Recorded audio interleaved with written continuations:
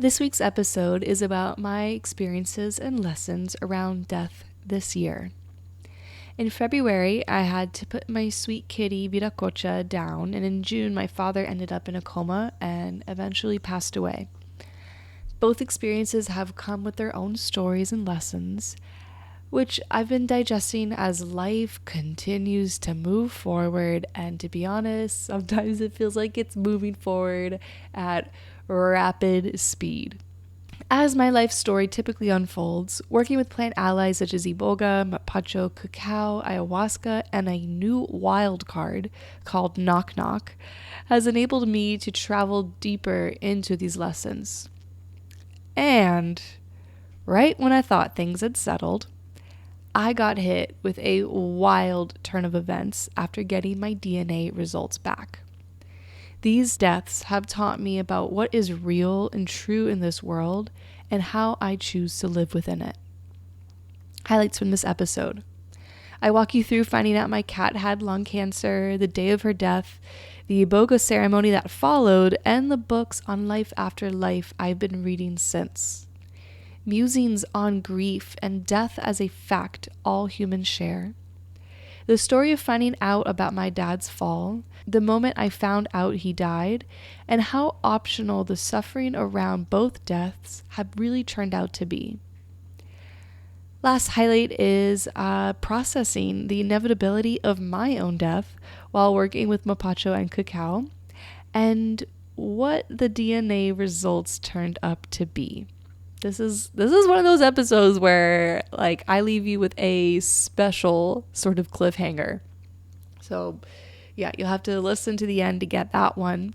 If you enjoy this episode, please be sure to like, subscribe, share, send to a friend. And if you would like to work with me, you can check out the show notes. Also, the books that I mentioned this episode can be found in the show notes as well.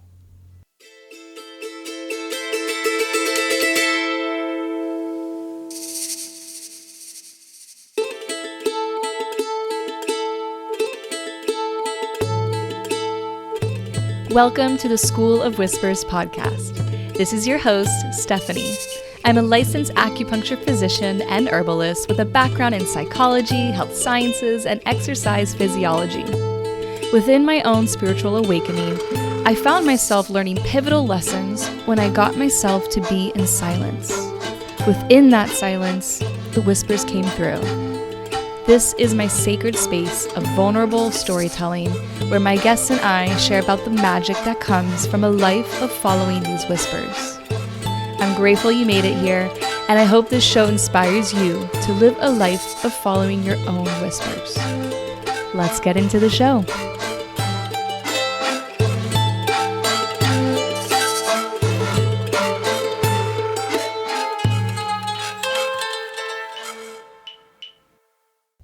Hello, my lovely, wonderful listener. I have been having a bit of a time lately getting myself to sit down and record. I think it was maybe this time last week I was sat down and I tried to go on this specific topic, and I just couldn't get myself to think clearly, to speak clearly. It was just fucking a mash of words. And so rather than go at this with a particular theme, which usually helps me, I actually think it's hindering me. So I'm just going to sit here and talk to you about my life lately. I mean, the question is, where to begin? I guess I'll walk you through a little bit. If you're brand new to the show, just give you a quick little walkthrough of what 2026 has been. So I moved to Costa Rica in January. I started a new job. I left my old job, left my family back in Florida. And then I work at an Iboga retreat company. And then in February, my cat died. And I had the next day this profound Iboga ceremony all around death, the difference between my mind and my heart, and also just realizing that I was using my mind when it came especially to interacting with men in a romantic sense. And that was just really profound. If you've listened to any of kind of my more personal solo cast this season, then you've seen, oh my God, Arlo. I swear, every time I start recording and talking to you guys, my cat gets really jealous. My cat who lived, not my ghost kitty. She would have been the absolutely most respectful little creature when it comes to recording. He's squinting at me like, really, you're gonna compare me to her? Yeah, he's always up in my business when I'm trying to record. But yeah, I just had these like really massive realizations around partnership. I talked about a concept of self-rape in my first episode of this season, Dharmic Dating. And yeah, I'm really learning about death as a fact. And so since then, death has really been my big teacher this year. I really started reading all these books about death, but specifically what happens after death, life after life. And so I read this incredible book called Proof of Heaven, which is written by a neurosurgeon about his near-death experience. Then I read Journey of Souls by Michael Newton, Destiny of Souls by Michael Newton, Only Love is Real by Brian Weiss. And so if you're not familiar with Michael Newton or Brian Weiss, they are hypnotherapists who began as atheists and then were thrown into the world of past life regression. And Michael Newton, his books Journey of Souls and Destiny of Souls, is specifically about the life in between our reincarnations into human form. So endlessly fascinating, and it's just further sort of connected me with this relationship with death. And I'll be honest with you, with my cat dying, it was so interesting because I really felt very like, when I realized she was dying, I realized that I had known she was dying for a long time. And I had, gone to a vet and I'd spoken to him about her symptoms and how certain things just didn't make sense. And he was like, she's fine. She's just a cat. Cats are quirky. But as it turns out, she had lung cancer. And like, for anyone who's a cat parent, not to like instill paranoia in you, but for your information, I don't overfeed my cats at all. And she was just always a chubby, chunky mama. And she also didn't move a lot. She slept a lot. She wasn't a very active kitty, which is normal. But then she also had a sore on her lip that I got removed last year. And they found that the sore was precancerous. And so they're like, let's just keep an eye out. And the mouth sore didn't come back. And so my vets felt really confident that all was well. So I moved to Costa Rica and she has this burst of energy. And it was really nice to see her really active and engaged. And then she stopped eating.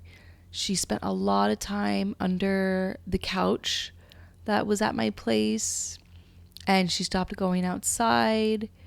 And yeah, oh man, my heart's like, my little girl. That was a really hard time because I just knew there was something wrong. So I live on the same land, or I lived, past tense, on the same land as my friend Troy and Jolie. And Troy was getting his dog checked, and he said that the vet can come and take a look at my girl, my kitty, Viracocha. And so he took a look at her again. She's fine.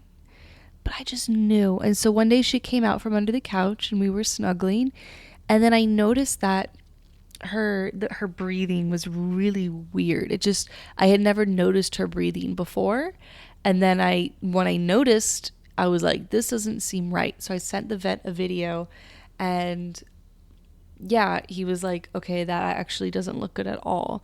So after some testing, we realized that she has lung cancer. And that's why her body was so swollen, is her body was full of tumors.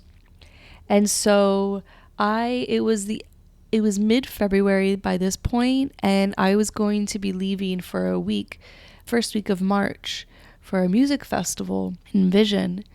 And so I was getting kind of anxious because I was gonna have somebody come in and check on the cats, but if she wasn't eating, I was like, I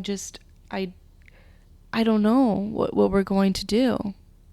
And so to rewind a little bit, during this time, I'm also participating in a retreat that was designed specifically for the staff of the Iboga Retreat Center I work for, Root and Wisdom. And it's a week of mushrooms, wachuma, also known as San Pedro, and tepezcuite, which is an herb that you smoke that has 2 different types of DMT in it. And yeah, that in itself was a fucking massive week with my emotions just all over the place. I'm like, how much do I tell you guys? That is always the question I end up asking myself on these podcasts, because man, I'm a heart on my sleeve kind of gal, but there's also other people involved and context and all these things. And so I try to be respectful of people who I assume aren't my way. So with the caveat of that, and also the inclusion that it's my life, during that time I started a fling with somebody that lasted maybe about a week, and then I broke his fucking heart, shattered it into a million pieces. And during that time I also spoke with a pet psychic to really get a handle. It's so funny because I am actually, believe it or not, a huge skeptic. As somebody who for years I did readings and mediumship for people and was constantly blown away by what I was able to tap into or to know on people I don't know at all. When somebody recommended I talk to a pet psychic, I was like, psh, yeah, okay. But then something in me was just like, but I really want to know, how is she doing? Is she in pain? Is it time? I had so many questions. The vet recommended, or not recommended, he mentioned that we could do chemo, but something in me was just like, no, he wasn't able to reassure me that the chemo would work. And in the line of work that I do as an acupuncturist, I've been exposed to people who have cancer or in remission, and when they share their experience with chemo, fuck, that shit's fucking brutal. So especially for an animal, in my opinion, in my humble opinion, I'm not going to impose my opinion on anyone else. You have to do what's right in your heart. But I felt like, she has no way of consenting to being poisoned. And it felt really wrong. It felt like an unnecessary clinging to what I want reality to be, which it was to, like, for her to stay with me and to live with me, right? And so what I think any pet owner can understand here is like this sense of responsibility for this creature who is, sentient and complex and deep and loving and feels so deeply and serves, I see our pets as these selfless angel servants, and also we serve them, and she can't speak for herself.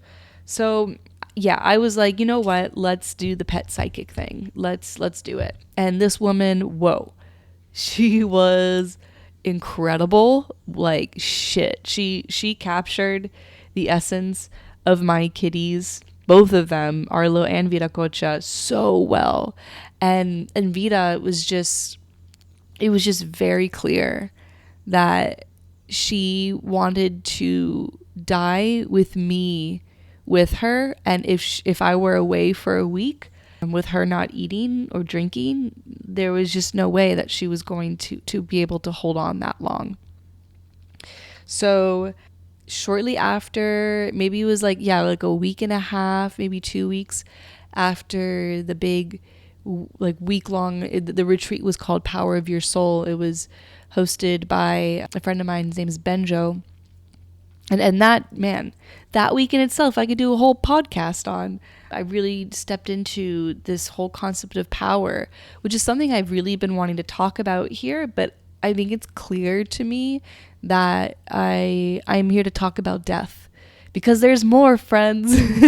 There's so much more death for me to share about with you. And so I scheduled the appointment for the vet to come to my home and, to essentially kill her. Sorry. Have I mentioned that I tend to be a bit irreverent? Do you know this about me yet? I think you'll know this now, especially, honestly, as I continue to talk about death here.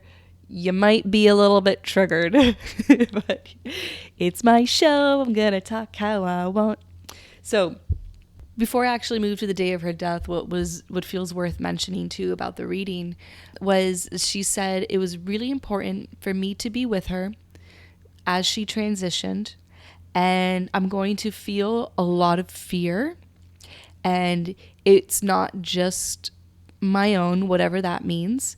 I don't know if I totally resonate with that. I don't really like to project my emotional experiences or really put added sense. I used to love to do that, but these days I just, the emotion is that's the truth, and anything after that is a story that could be true, could be a bunch of silly nonsense. But she also said that the mission my cat Viracocha and I are on, that will continue through her passing, is this work of deeply loving myself and creating an environment for others to find self-love and acceptance. Okay, so I scheduled the appointment for the vet to come and murder my kitty, and it was right in the middle of a retreat. It was right before ceremony. In our Iboga retreats, there's 2 ceremonies. So it was right before ceremony 2, the day before. And I thought I was going to be able to go right back to work. That was not the case.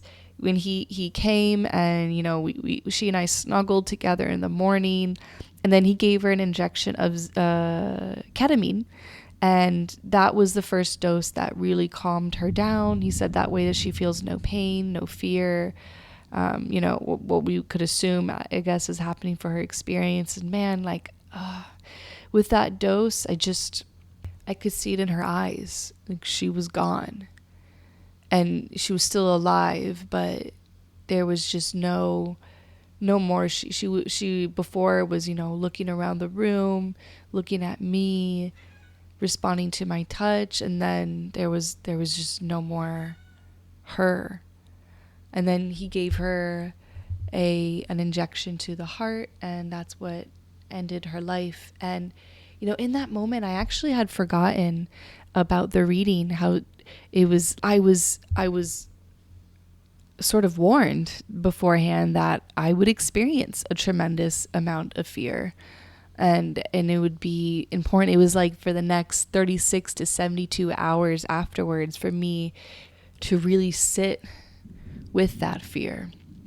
And I absolutely started to panic as her body made its last movements. I was just hyperventilating, and I had to remember to breathe. I of course, in that moment, how do you have any memory? You're just so in your moment, and I was just sobbing. The poor vet, he was clearly so uncomfortable. He was trying to talk to me the whole time. I resisted the urge to just be shut the fuck up. And he was like, do you want to hear her heart? It's no longer beating. And I'm like, I trust you, man. I would assume that much. And so I thought that because usually in the States, they take the cat away and they'll cremate it and bring you the ashes. At least that's what happened with when my dogs died. But that's not really a thing in Costa Rica. And the nearest cremation area was like an hour away. I don't have a car here. So I was like, okay, I guess I'm going to bury her. And so he left. I let my landlady know. And it was just a really, really beautiful moment of my friends coming with me and me carrying her down to, there's by the laundry room, there's this really beautiful garden, and it's apparently like a whole pet cemetery. There's a horse, there's all these dogs buried there. So we buried her right underneath a little palm tree, and I put flowers over her, blew some Mapacho over her body, and then we buried her. And yeah, that was that. And so, I'm carrying a lot, right? Like walking into this Iboga ceremony, like I recently broke someone's heart, my precious kitty who really represented, I looked it up and I realized that the timeline in which she came into my life was right before my Saturn return. And then she transitioned. I only had her for 3.5 years. She transitioned right at the end of my Saturn return. So she was clearly here for a very specific purpose. And so I asked if I could sit in an Iboga ceremony to take a journey dose, a ceremonial dose.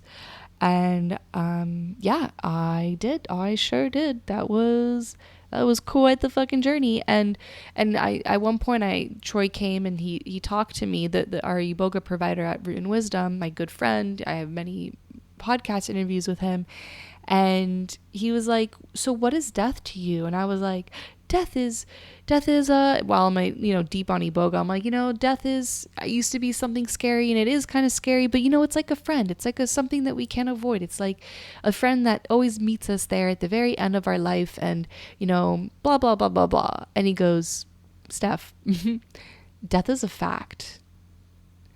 That's what death is to me. It's a fact. And since then, I've been really on this journey, not prompted. I mean, maybe I guess prompted by that moment, but I have been on this journey of like, what is true knowledge? And as a skeptic, what true knowledge is something. My cat keeps on walking over my computer. Knowledge is something that persists regardless of my skepticism. It's continuous. So death being a friend, that could be true for me, but that's not universally true for everyone. But death being a fact, that is an indisputable fact. And yeah, in that moment, I was able to really accept and see death for what it was. That is absolutely a part of life. Not years ago, about a year ago, I remember taking a shower one night, and like those shower thoughts that you have.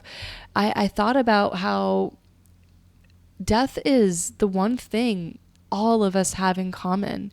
And actually, as souls, it is the thing that we all consistently have come here to do. We all came here to be born. We all came in here to die. And what we choose to do in between, that's where the uniqueness sort of comes through. So yeah, there's a lot more I could say about that ceremony in general. I've touched on it within my Dharmic Dating podcast. But I think as it becomes more relevant, I will share more with you. So after that ceremony, I go to my little festival with my friends, celebrating life, just really feeling like, to be honest, like really resolved. I've been really wondering, like, what the fuck is grief? What the fuck is grief? I mean, I feel Vita everywhere, and I'll often have... Oh my God, did you hear that? What the fuck? Viracocha? Who's that? Was that my cat confirming she's around? Oh my god, I remember during the ceremony, I saw her soul, and it was so fucking like immense and powerful and vast, and I just couldn't stop laughing that she chose the dopiest little kitty body for this lifetime. So, well, I don't think you got to hear the magnitude of that thunder that just came in, but it terrified, shook my house. Oh my god. Okay, yeah. So like, what is grief? I don't know. It's definitely not like, I just don't know. Is it based around the pain that we feel when someone dies? Is it based around the idea that we've lost somebody? Is it just pure emotion? Is it just a bag of energy and emotion that kind of has its own crescendo and like seasons within it? I don't know. All I know is that a part of grief that usually signals the end of it is acceptance. So my question is what happens when you are deep in acceptance of the death? And we're gonna put a pin in that question because, like I said, we've got more death coming for y'all.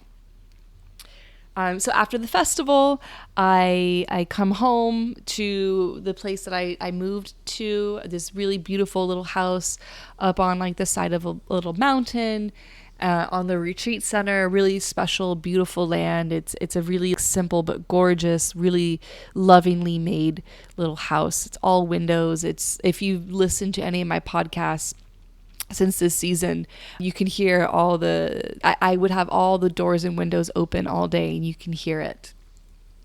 And I've since, I'll walk you up to date pretty soon, but yeah, I've since moved. So during that time, March, April, May, I decided to do 2 weeks of isolation, turning off my Wi-Fi and eating Iboga every day.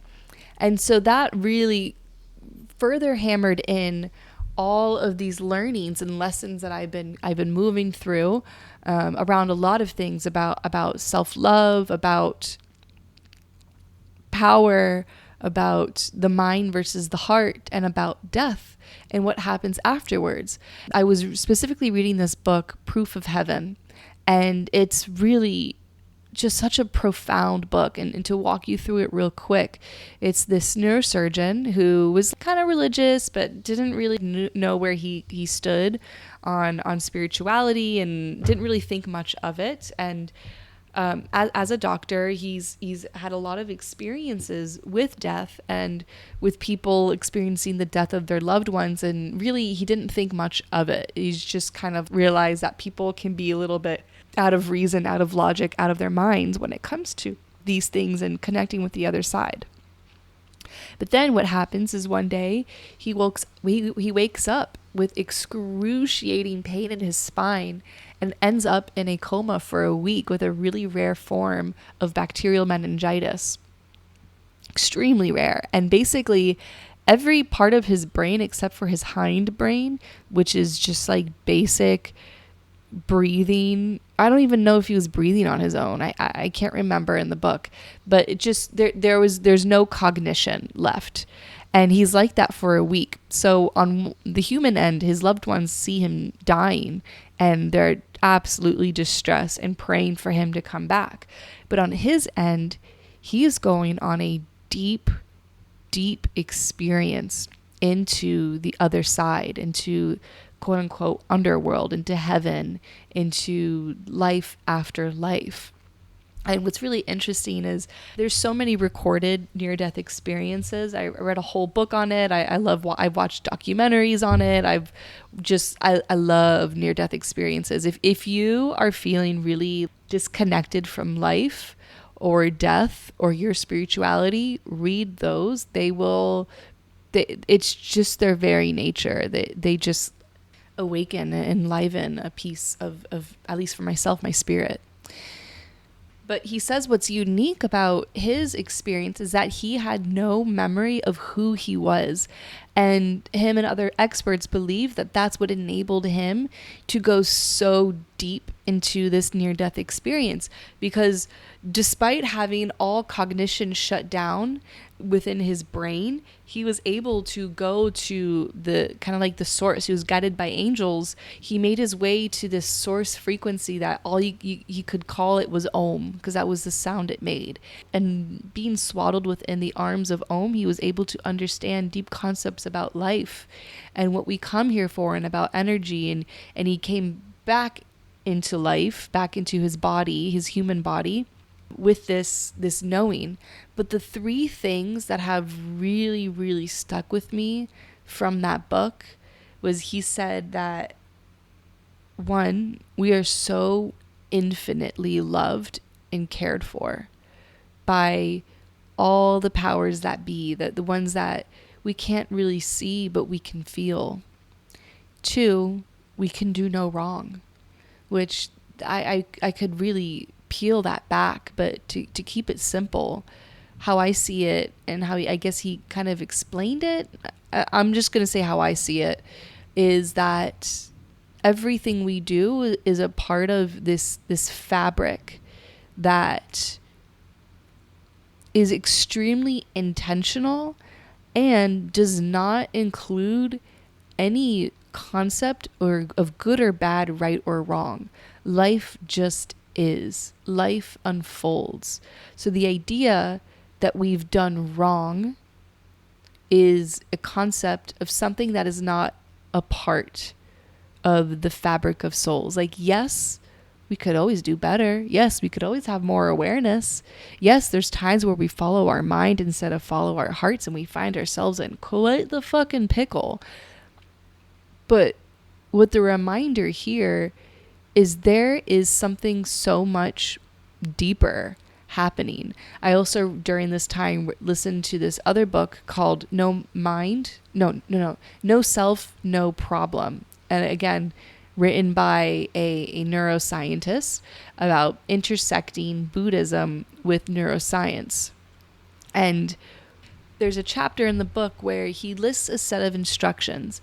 And the instructions are quite bizarre. And as I'm listening, I'm like, I can't piece together what this thing is that they're trying to instruct me to do. And then at the end of all the instructions, he says, these are the instructions to fly a kite. Now I'll go back and listen or read. And I was like, oh, I get it now. And the author goes, that is what life is. Life is like a set of instructions that we're figuring out as we go, that we're piecing together, that's completely unique to the game that we've decided to play. And we have no idea what the fucking game is. So, making a decision that something is good or bad, right or wrong, actually reveals a deep ignorance of what's really happening here. So that's number 2. And then number 3 is, we have nothing to fear.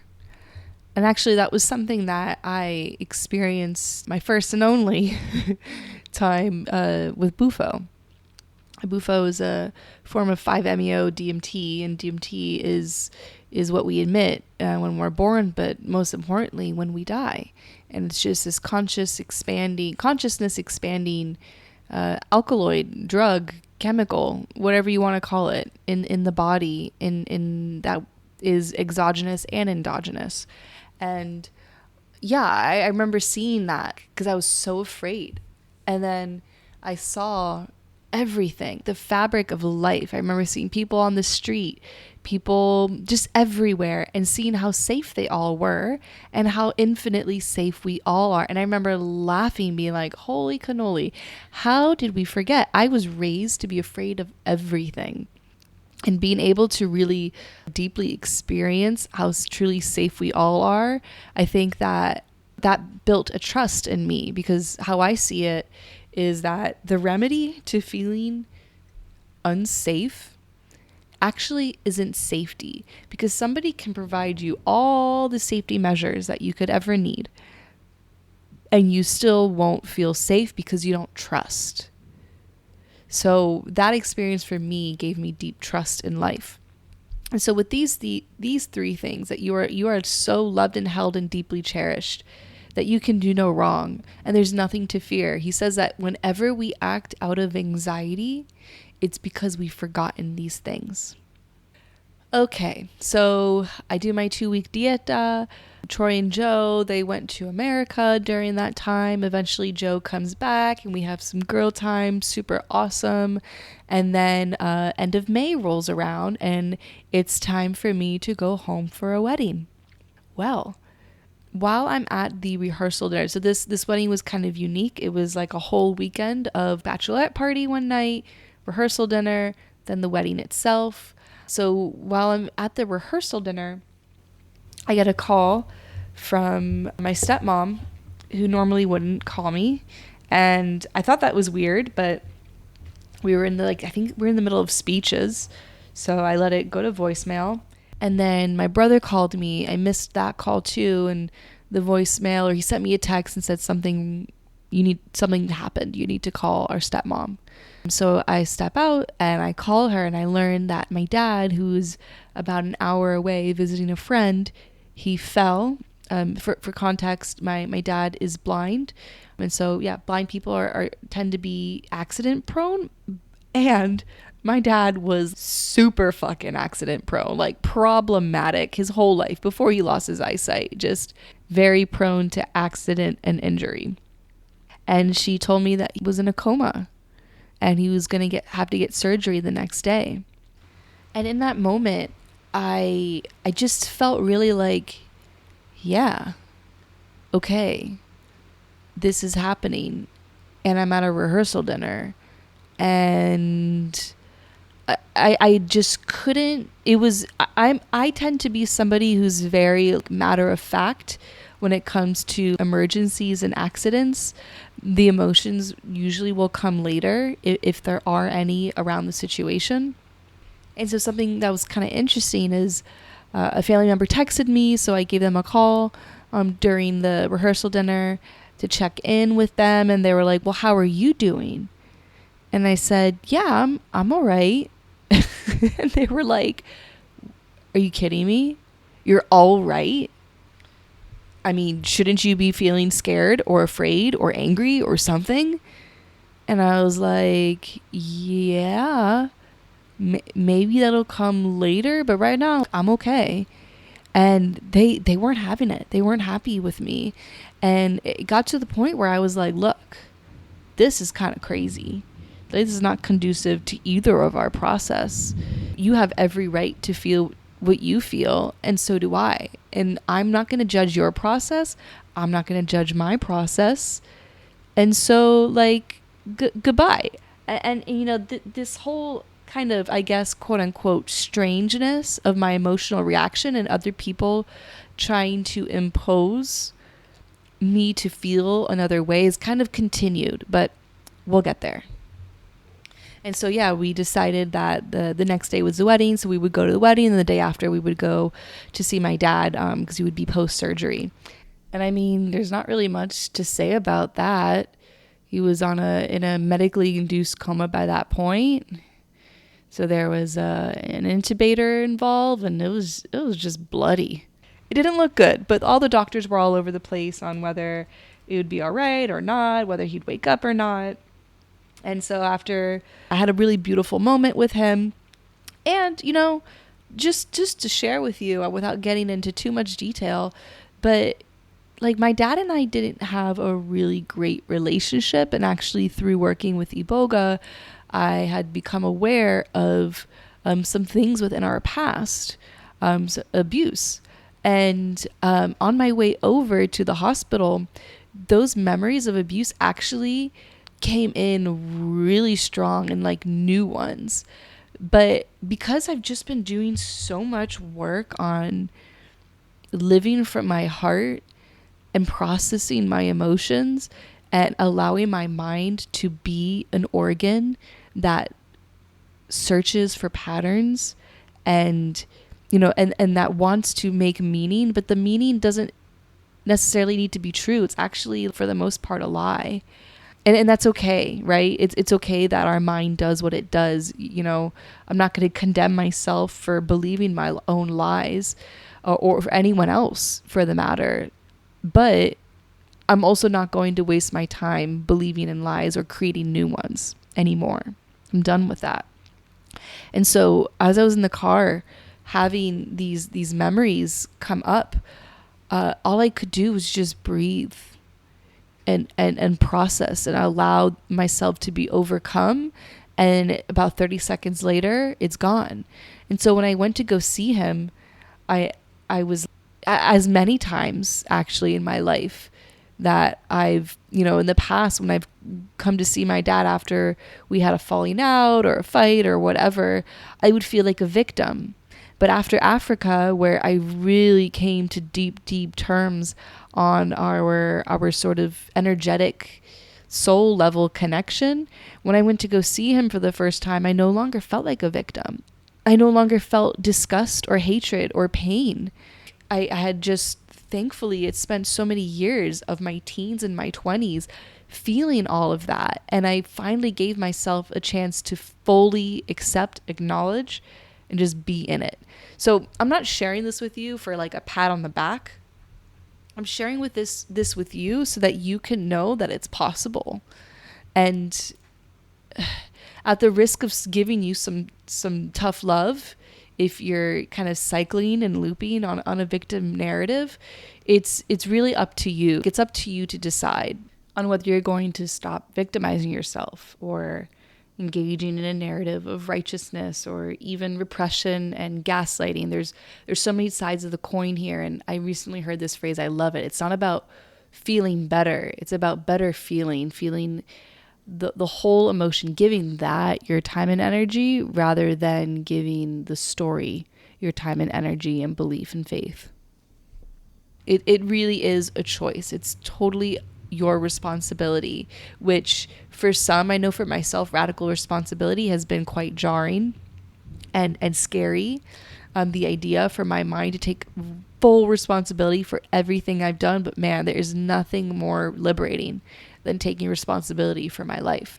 And so, yeah, the process continued for the next couple of days, and it was interesting to observe myself, to observe other people, and really seeing how the suffering was a choice. So I think some people they confuse suffering with feeling. That's not it. I've talked ad nauseum on what suffering is. If you really want to find a good definition, look up the Four Noble Truths of Buddhism, and I'll give you a really good insight into, what suffering is and how it's a choice and how you can make other choices. And there's nothing wrong with suffering. It's just, that's not, I don't want to do that. And again, it just brings up the question, because a lot of people were like kind of imposing their ideas of how I should or shouldn't feel. And for example, when I would share with my mom what the doctors were saying, whether it was good news or bad news, when she would hear the good news, she would say, see, you don't have to be so pessimistic. It's going to be okay, Steph. It's all going to be okay. And I was like, Mom, I'm not being pessimistic. I'm just being real. And to be honest, I don't really care what happens. And as one would imagine, she said, well, that's a pretty fucked up thing to say. And I said, okay, let me rephrase. I feel very accepting and at peace with whatever happens. And when you really look at it, to me, his fall was so precise. He hit his head in such a specific way that put him immediately into a coma, and that shut his brain down in a way where he didn't wake up. In case you haven't caught on by now, my dad eventually died. And I got to go to the hospital and say goodbye to him. What a fucking gift that was. None of it felt like an accident or like it shouldn't be this way. But I also am aware that that's my take.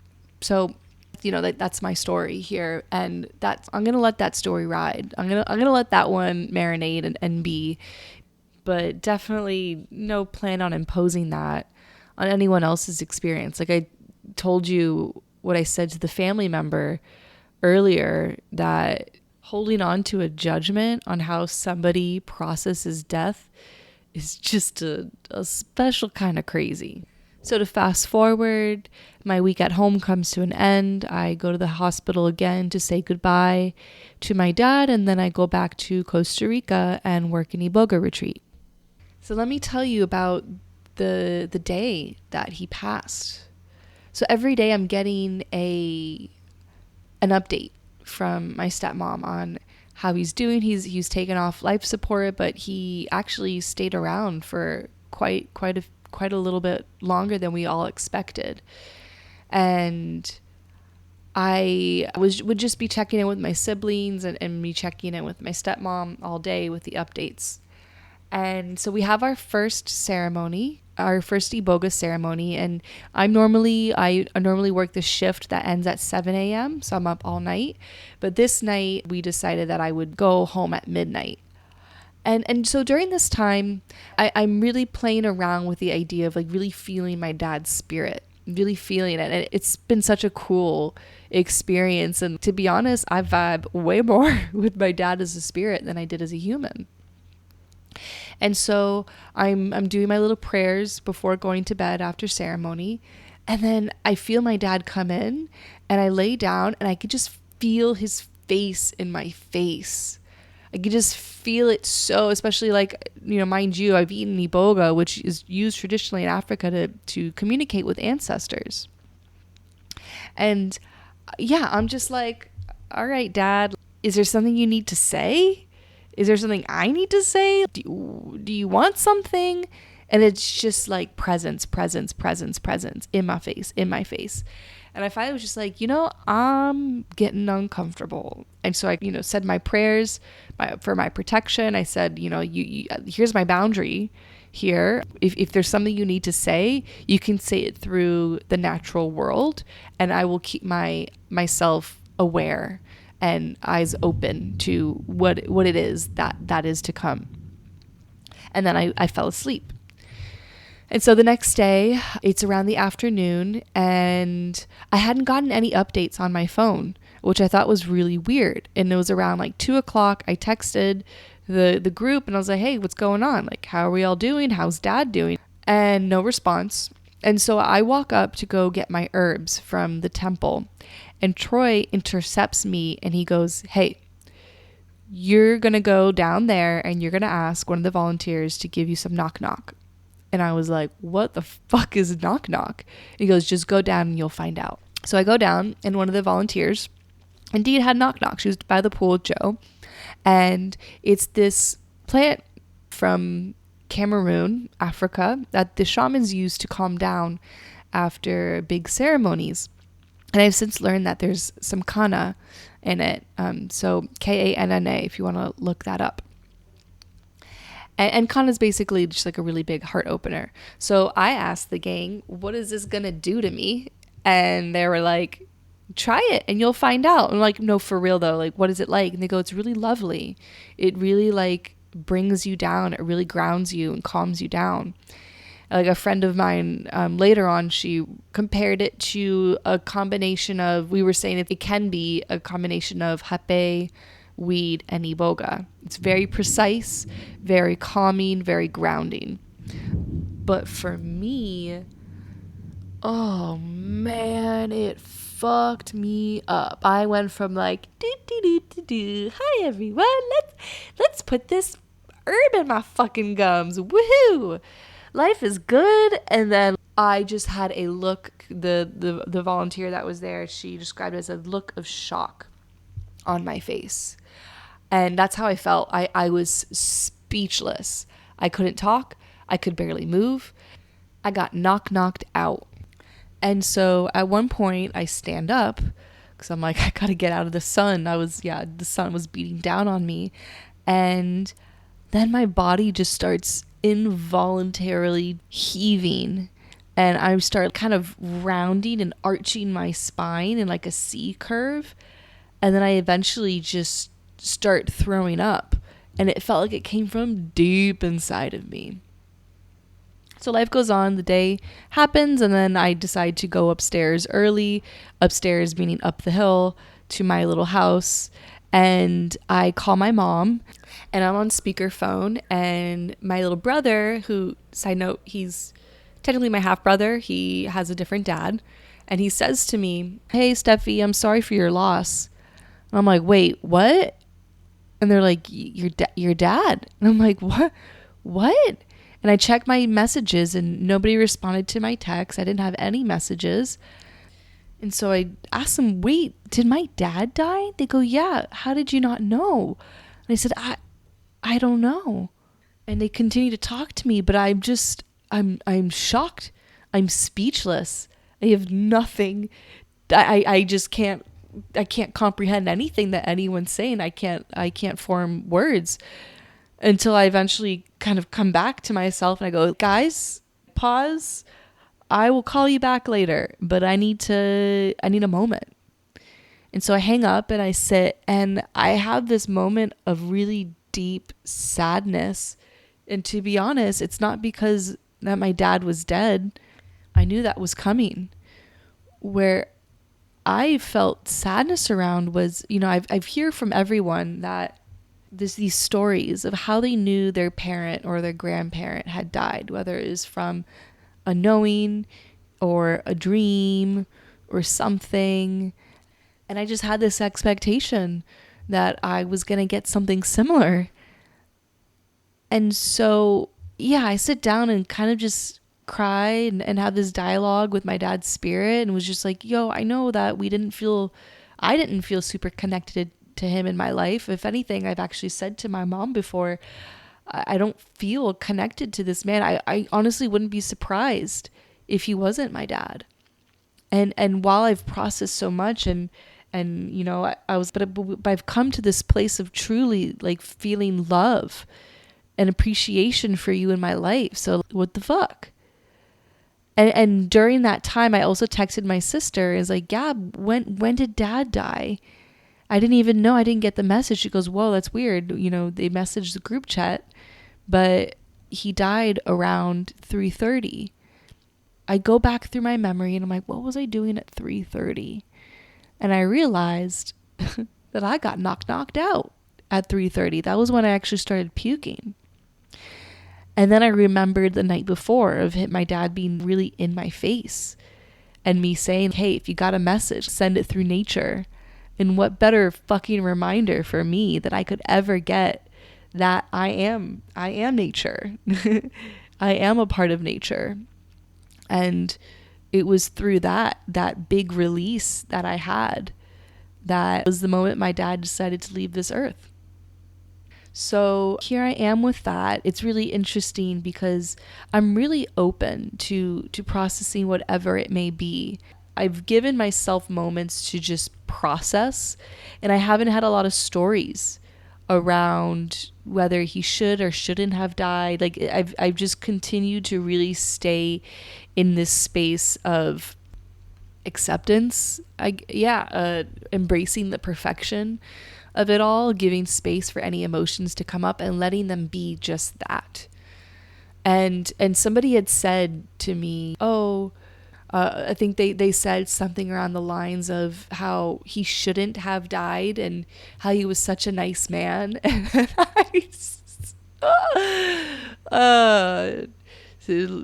classic stuff. I was just like, he died when he should have. I see it that way. And like, nice is not a virtue. To be honest with you all, my dad, I didn't feel a lot of kindness from him in my life. And he's just who he is. My dad was the first person that really taught me that people are who they are, regardless of the role and expectation you have of them, especially parents, right? We think that parents need to be a certain way when we're children, and some people continue that story through their life, or some people really give themselves space to come to terms of everyone's doing their best, and it's all our first time here. And a lot of us have no idea what the fuck we're doing. And I gotta let my dad be who he is. And was. And I'm not that kind of person. You know how like some people, when someone dies, everybody all of a sudden just completely creates this angelic, perfect picture of who they were. I'm never going to do that. So if you're... Yeah, if you and I don't really see eye to eye or get on well, don't ask me to speak at your funeral, because I'm going to tell them the truth of my truth about you. And I know that my dad was a husband, a grandfather. He was a father to all these other kids. He was an uncle. And so everybody has their own experience of him. So I don't think my one experience really constitutes all of him, but this is my life. This is my perspective, and I'm not going to fucking fluff it up and make it rosy. I think some people do that because what they want to feel is nothing but love after a person dies. But how I see it is love is underneath everything. And I can only really feel love and appreciation and gratitude for you if I can really accept and allow the whole experience of you to exist in my body, all of my emotions. If I can really just let them be, if they're not processed, then yeah, I'm probably gonna feel more fucking anger and annoyance and disappointment over you. But if I can really let go of my occupation with the facts of these emotions and give the time to really process them, truly beneath all of it, there is just, it's all fucking love at the risk of sounding a certain kind of way. It's just, it's all love, man. So I got about like 5 to 10 minutes left on this podcast, and you want to sit right here in your seat with me because the plot fucking thickens here, friends. So, okay. So, gracias a Papa, my father passed, and as you can imagine, I have death on my mind. And I start talking to Troy a little bit about an experience that he has with this plant that we've both been working with as a power plant called Tepescoite. And if you're not familiar with Tepescoite, I'll just give you a brief overview. It's a flower that was used by the Mayans traditionally, and it's a flower of death. It emits 2 different types of DMT, and depending on how much you take, you're gonna have a very special, unique experience, and it's just a very distinct world of Tepescoite.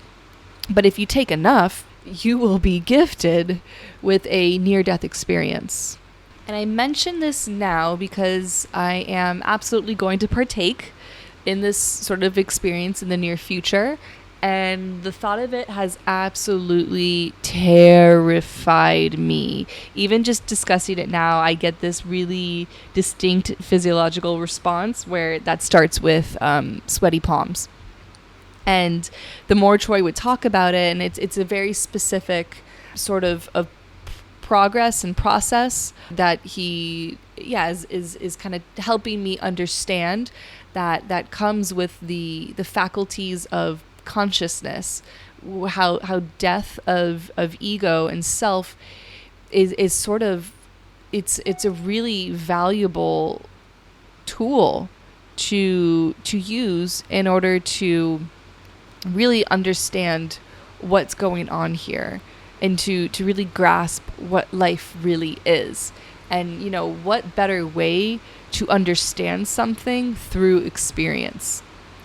So realizing how much fucking terror I have at the idea of a near-death experience, just around death in general, I've realized, like, okay, so I'm really accepting about, you know, my cat and my dad dying, and, you know, that acceptance doesn't mean that my mom or my sister or my brother dying is going to be exactly that experience. I'm really, really open and accepting to the idea that every death in my life is going to be a very unique substance for me to process.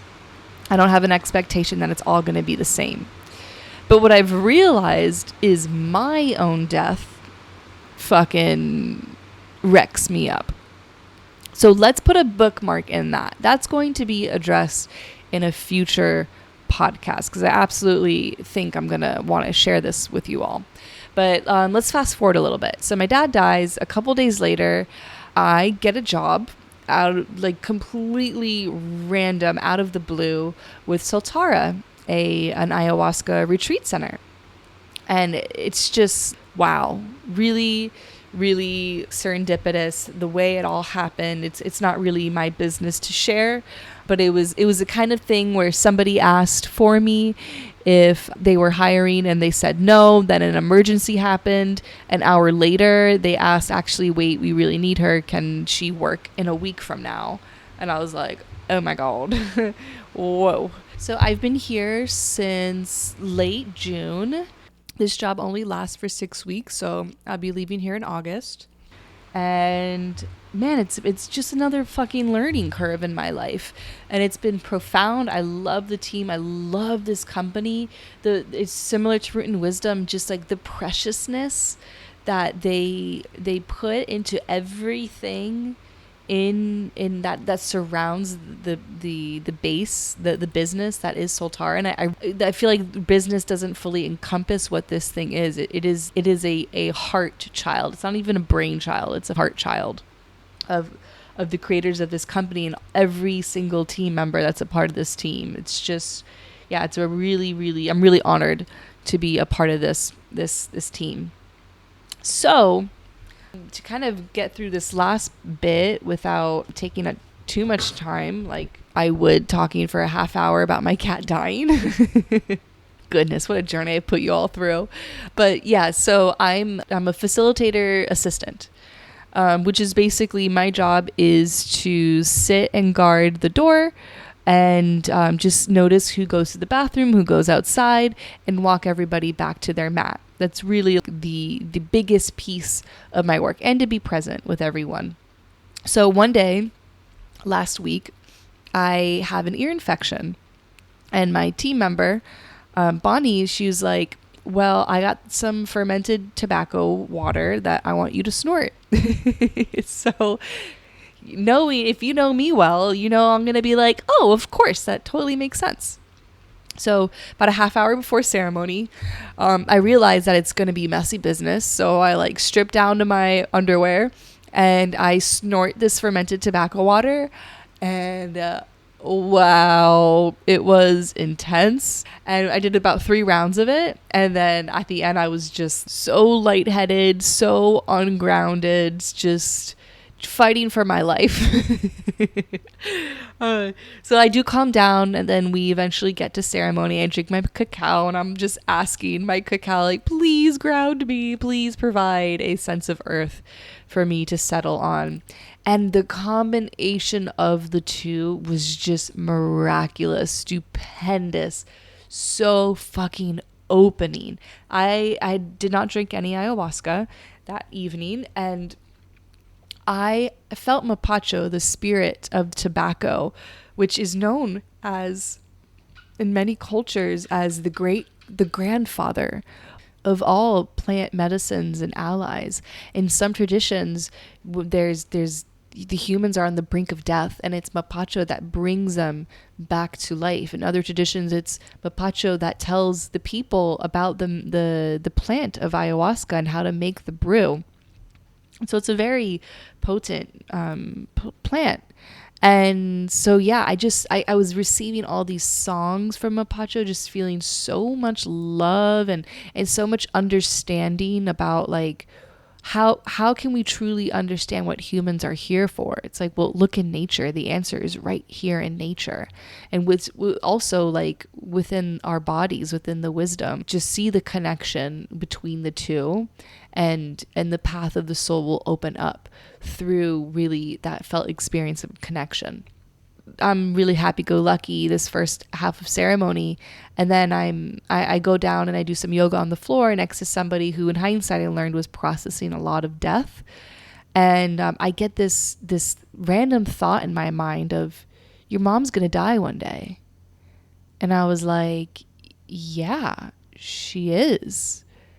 And I really felt myself kind of like be brought down to earth, and a lot of emotions came through with that. So I sat on my mat and I allowed, it to come. And then I felt a wave of just absolute terror. And, in the ceremony space, I'm very aware that any emotion that comes or thought that comes isn't necessarily mine, but it comes up for a reason. There's a trail. There's an opportunity for me to process and to see where I may be stuck, if you will, where I may still be suffering.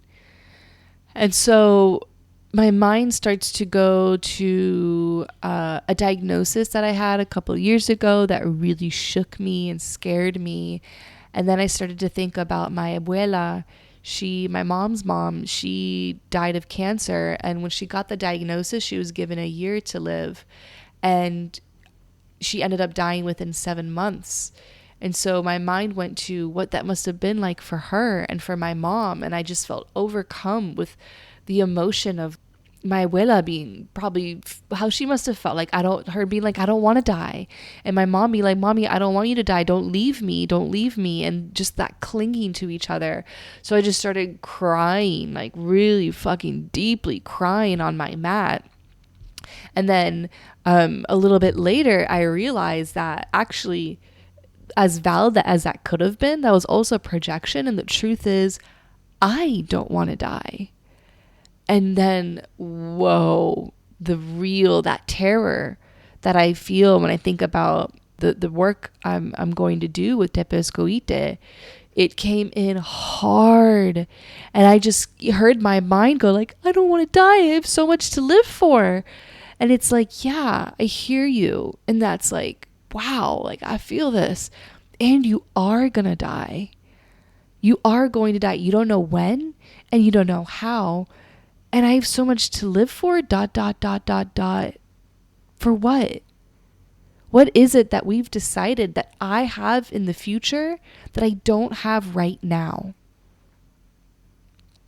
And so I really just like went through my process of letting go, of feeling, and also like working with my beliefs. And, you know, my prerogative is to believe in nothing, is to only see the truth.